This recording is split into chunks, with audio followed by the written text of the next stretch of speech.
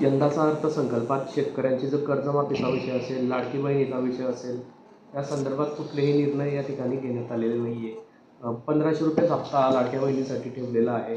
एकीकडे निवडणुकीपूर्वी 2100 रुपये हप्ता म्हणून असा मोठा गाजावाजा करण्यात आला होता. मात्र जैसे तीच परिस्थिती काय सांगाल?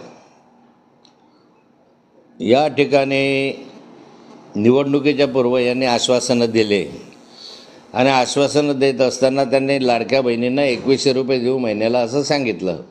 प्रत्यक्ष 1500 रुपयेच मिळाले. आता 2100 रुपये महिना द्यायला सांगितलंच नव्हतं याच्याबद्दल ते टाळाटाळ करत आहे. राज्यावरावर कर्ज 8 लाख कोटीचं कर्ज या राज्यावर आहे. राज्याची तूट जी आहे ते 40,000 कोटीपर्यंत गेलेली आहे. आता ही जी तूट भरून काढायची असेल तर या सरकारला 10 वर्ष लागतील, कारण इतक्या मोठ्या प्रमाणावर टॅक्स जो आहे तो सरकार आता एका वर्षामध्ये लावू शकत नाही.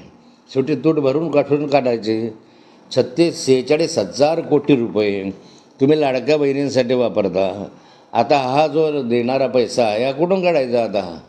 आणि मग सर्वसामान्य जनतेवर बोजा बसवायचा, टॅक्सेशन वाढवायचं.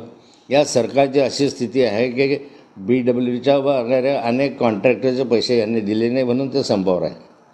तसंच अनेक प्रकारे थकलं सरकारकडे येणं आहे. या सरकारची स्थिती अशी आहे की पुढच्या 2 महिन्यामध्ये या सरकारला शासकीय कर्मचाऱ्यांचे पगार देणंसुद्धा शक्य होणार नाही. असं हे दिवाळखोर सरकार आज आहे. भाऊ, बुलढाण्यामध्ये शेतीसाठी पाणी मिळत नाही म्हणून एका शेतकऱ्याने आत्महत्या केलेली आहे आणि त्या शेतकऱ्याला पुरस्कार प्राप्त झाला होता. गेले 10 वर्षापासून महाराष्ट्रामध्ये जे सरकार आहे घोषणा करतं की आम्ही वैनगंगापासून नळगंगापर्यंत पाणी आणू वगैरे वगैरे, इथले धरणं आहे, पण प्रत्यक्ष या ठिकाणी पाणी मिळत नाही. म्हणून बुलढाणा जिल्ह्यामधल्या एका शेतकऱ्याने माझ्या शेतीला पाणी पाहिजे असं टाहो फोडत आत्महत्या केली. मला वाटतं हे सरकारच्या दृष्टिकोनातलं लांछनास्पद आहे. सरकारने या गोष्टीची चौकशी केली पाहिजे आणि शेतकऱ्यांच्या शेतीला पाणी मिळेल लवकर अशा दृष्टीने पावलं उचलले पाहिजे.